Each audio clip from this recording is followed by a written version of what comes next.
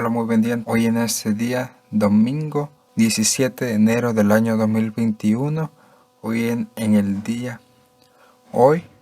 el día del Señor, estamos nuevamente aquí para reflexionar el Santo Evangelio. El Santo Evangelio de este día está tomado del Evangelio de San Juan, capítulo 1, versículo del 35 al 42. Pero antes de empezar la lectura, nos ponemos en la presencia del Señor, en el nombre del Padre, del Hijo, del Espíritu Santo. Amén. Señor Jesús, te pedimos que tu Espíritu Santo descienda sobre cada uno de nosotros, que tu Espíritu Santo sea quien nos permita poder entender, comprender y reflexionar tu palabra, Señor. Ayúdanos, Señor, a que podamos poner en práctica el mensaje que hoy tienes para nosotros, que hoy en este día lo podamos poner en práctica para que así podamos estar realizando tu voluntad. Te pido, Señor, que tu Espíritu Santo descienda sobre mí, para que así puedas utilizar mi voz como instrumento tuyo. No mires, Señor, mis equivocaciones. No mires todo el mal que te he causado. No mires mis injusticias. No mires mis pecados, Señor. Sino más bien, mira el hambre y la sed de este pueblo tuyo, que tiene ganas de seguirte, tiene ganas de amarte, Señor. Quiere conocerte.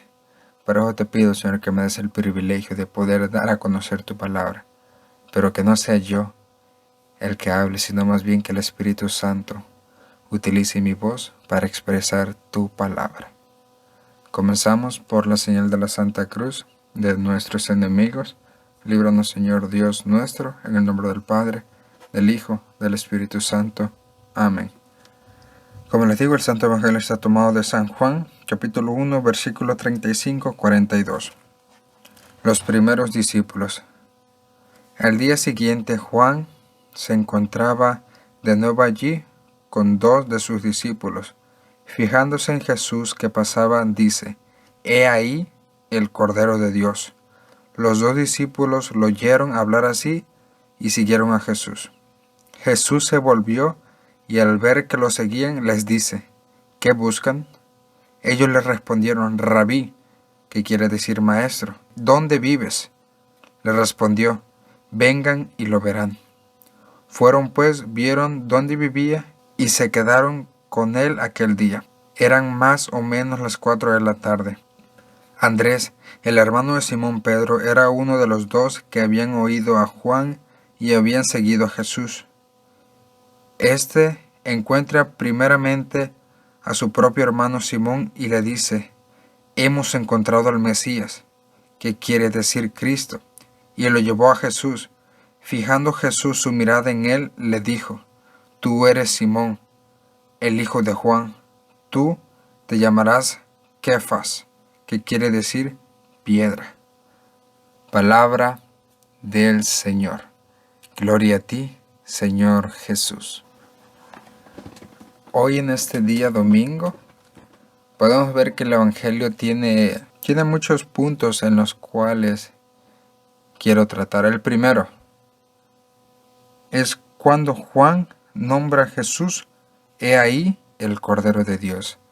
Hoy en día para nosotros esa palabra Cordero de Dios puede ser que la hemos escuchado tantas veces que ya se nos hace algo común, algo pues que realmente cuando no sabemos el significado pues se nos hace como cualquier cosa.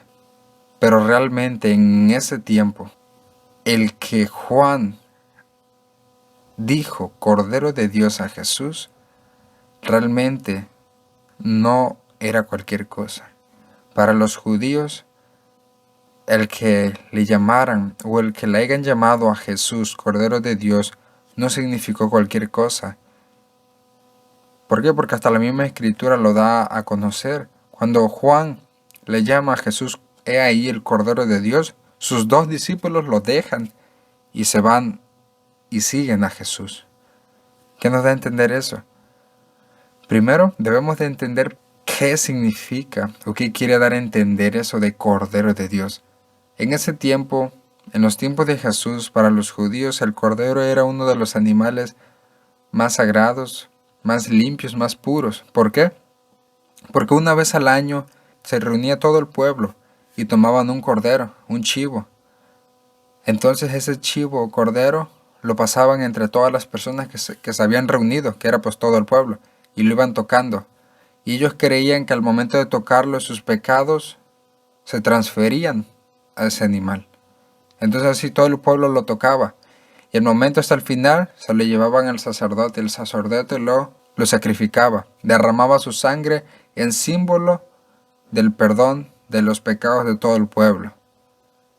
Pero no lo tomemos como algo satánico ni nada de eso, sino en ese tiempo era algo normal.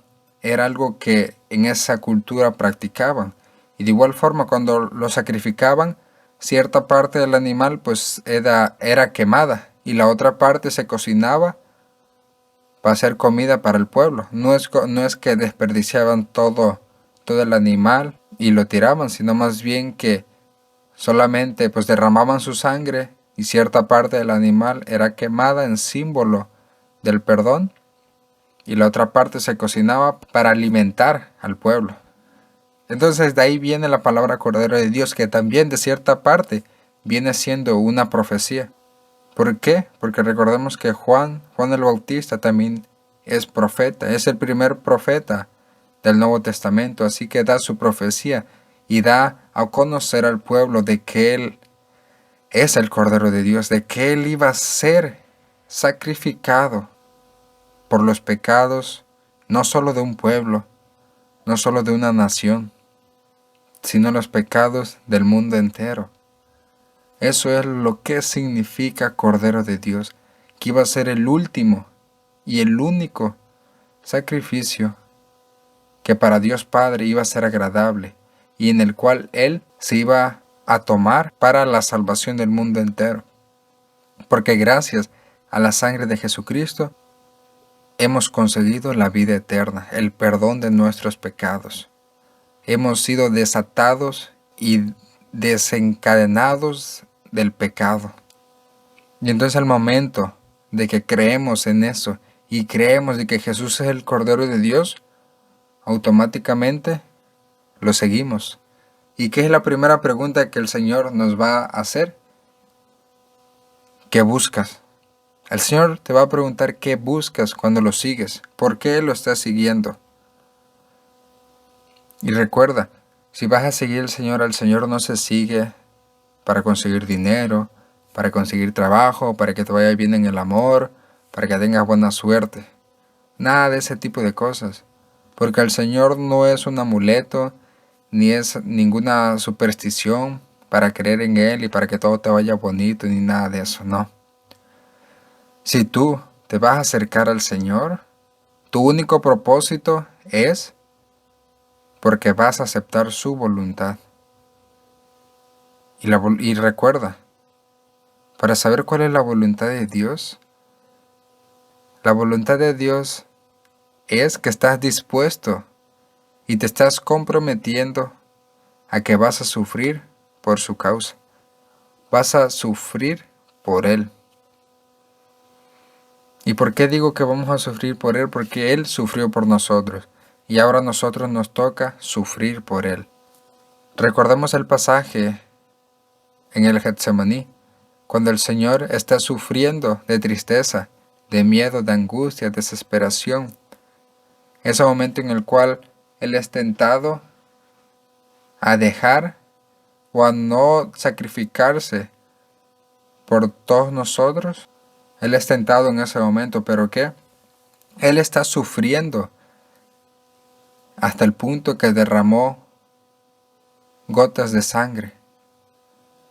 Pero ¿qué era lo que lo motivaba? Uno, la voluntad de su Padre.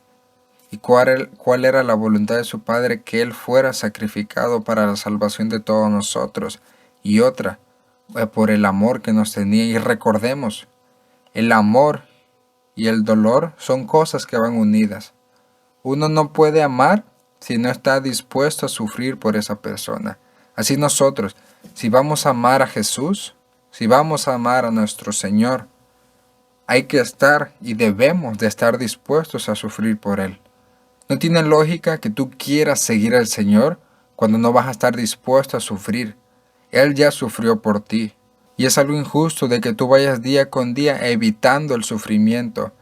Te vayas por un lado, en esas situaciones, en esos momentos de sufrir, en esos momentos en los cuales te toca sufrir, tú te haces de la vista gorda y como que nada está pasando, sigues tu vida. Pero el Señor no hizo eso cuando le tocó dar la vida por ti. El Señor sí, sufrió antes de tomar esa decisión. Le tocó sufrir, le tocó sentir dolor antes de tomar la decisión de dar la vida por nosotros. Él sabía muy bien lo que le iban a hacer y Él sufre, pero sale victorioso por la única razón de que aceptaba la voluntad de su Padre y porque nos amaba. Y Él sabe que el amor y el sufrimiento son dos cosas que van unidas y que es imposible separar. No podemos separar el amor del sufrimiento. Todo aquel que ama pero no quiere sufrir es un falso amor. No se puede. No podemos amar y no sufrir por esa persona. Todo aquel que ama debe estar dispuesto a sufrir y a pasar malos momentos por esa persona que uno ama. ¿Por qué? Porque de eso se trata el amor. El amor no es un sentimiento, el amor es una decisión. Uno decide seguir al Señor y uno lo sigue por amor. No porque lo siento, sino porque yo estoy convencido de que lo quiero seguir y estoy dispuesto a sufrir por Él, porque Él ya sufrió por mí. Así debemos de estar nosotros dispuestos a sufrir por el Señor, a sacrificarnos, así como Él se sacrificó y se dejó humillar, siendo Él Dios, se dejó humillar por los hombres. Se hizo menos, se hizo y se convirtió en pecado, solamente para nuestra salvación. Y así nosotros a veces nos comportamos de una manera injusta, haciendo a un lado y no recordando que Jesús dio la vida por nosotros, que Jesús se humilló por nosotros, que Él se hizo hombre y quiso vivir una vida como nosotros para darnos a entender de que Él también nos entiende, de que Él también es parte de nosotros, que Él también se hace humilde, se hace nada. Dios manda a su Hijo Jesucristo a este mundo para dar a conocer y para dar a entender de que Él no era como ellos creían, que Él no era un Dios de venganza o que Él no era un Dios de castigo, sino más bien era un Dios de amor, de misericordia, de bondad, y que lo único que quería era la salvación de todos nosotros, que Él no quería que nadie se perdiera, sino más bien que todos fueran salvados para su voluntad. Y por esa razón Jesús da la vida por nosotros, y Él no nos dice me tienen que seguir porque me tienen que seguir, porque obligo a que me sigan, sino más bien Él nos da la libertad de que nosotros tomemos la decisión de seguirlo o no seguirlo. Nos da la libertad de poder decidir qué camino tomamos. Él no nos esclaviza solamente a Él, nos da la libertad. ¿Para qué? Para que de igual forma Él pueda ver nuestras intenciones, si realmente estamos dispuestos a seguirlo y a sufrir por Él, o solamente lo seguimos porque Él nos lo está pidiendo. Por esa razón Él nos da la libertad, para que lo sigamos por nuestra propia voluntad, por nuestro propio amor. Y como les digo, recuerda, el amor no es un sentimiento. Todo aquel que está con el Señor solamente por sentimiento, tarde que temprano ese sentimiento se te va a acabar. Eso que tú sientes, tarde que temprano se va a terminar. Porque el estar con el Señor no es porque tú sientas bonito o porque tú sientas algo. El estar con el Señor es decisión. El amor es una decisión que tú tomas para amar a alguien. Si tú vas a amar a alguien es por decisión propia. ¿Por qué?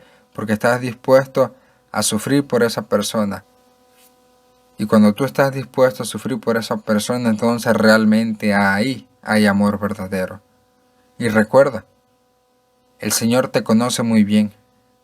El Señor sabe muy bien quién eres y si tú hoy le permites que el Señor entre a tu vida, Él sabe realmente quién eres. No te preocupes y no tengas miedo al acercarte al Señor. El Señor te conoce. Así como Andrés, cuando lleva a su hermano Simón a la presencia de Jesús, Jesús lo ve fijamente y le dice que él era Simón, hijo de Juan. El Señor sabe quién eres, el Señor sabe y te conoce por tu nombre. No tengas miedo a acercarte a Él porque Él ya te conoce. Él lo que quiere es que tú te acerques para que tú conozcas quién es Él, para que tú conozcas lo que Él es capaz de hacer en tu vida. Y cuando tú le permites y cuando tú tienes la voluntad de acercarte a Él cambia tu vida. Así como Jesús cambia el nombre de Simón, así Jesús va a cambiar tu vida. Él es lo que quiere en este día, cambiar tu vida. ¿Y cómo quiere hacer eso? Primero, que tú le permitas que Él entre a tu vida, que tú lo sigas, que tú lo ames, y no por sentimiento, sino por decisión, que tú estés dispuesto a sufrir y a sacrificarte por el Señor. Y cuando tú haces todo eso, ten por seguro que tu vida va a cambiar, que tu vida va a haber triunfos, va a haber caídas, sí, pero esas caídas van a estar sostenidas por las manos de Dios. Y cuando tú caigas, Él te va a levantar con mucho más fuerzas para que tú puedas superar eso, para que tú puedas salir adelante y puedas ser mucho más de lo que creías y de lo que aparentabas ser. El Señor lo único que quiere es que tú le permitas entrar en tu vida. Es lo que Él quiere. Él anhela y sueña con eso, que tú le permitas entrar en tu vida. Porque Él quiere cambiarla. Él quiere que tú vivas feliz, que tú vivas en paz, que tú vivas en tranquilidad. Pero todo mientras tú le permites entrar. Si tú no le permites entrar, vas a seguir viviendo en tu mediocridad. Recuerda que el Señor es el único que tiene el poder de cambiar tu vida. Solamente Él puede hacer de que tú cambies de parecer. Solamente Él puede hacer que tú cambies tu forma de pensar, tu forma de actuar, tu forma de ver las cosas. Pero mientras tanto, cuando tú le permites entrar a tu vida. Así que recuerda, hoy en este día, el Señor te está dando una oportunidad. Te está dando la oportunidad de que tú cambies, de que tú te arrepientas, de que tú le pidas perdón y de que lo sigas. De que lo sigas para que Él pueda hacer ese cambio que tanto anhelas, pero que no sabes en dónde encontrarlo. Que la bendición de nuestro Señor Jesucristo descienda sobre cada uno de nosotros, sobre nuestra familia, nuestros seres queridos, nuestro hogar, sobre nuestros trabajos, por medio de las manos benditas de nuestra Madre Santísima, y permanezcan para siempre. En el nombre del Padre, del Hijo y del Espíritu Santo. Amén. Y recuerda que el propósito de todo esto es para que Él crezca y para que yo disminuya.